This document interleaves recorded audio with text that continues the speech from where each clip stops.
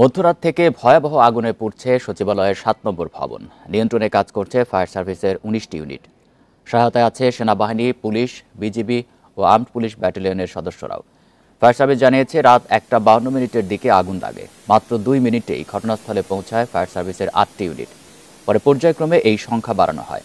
আগুনের ধোঁয়ায় পুরো সচিবালয় এলাকা আচ্ছন্ন হয়ে পড়ে।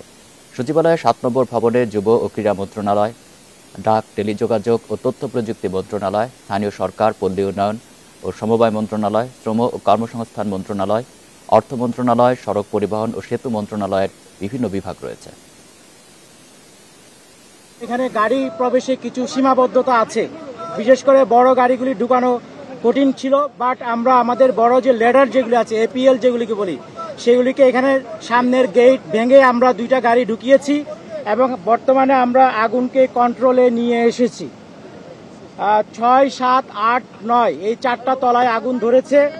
বর্তমানে আমাদের ফায়ার ফাইটাররা দালানের ভিতরে কাজ করছে এবং প্রতিটা রুম সার্চ করে করে আগুন নিভানোর ব্যবস্থা করেছে এবং মোটামুটি এটা প্রায় শেষের দিকে।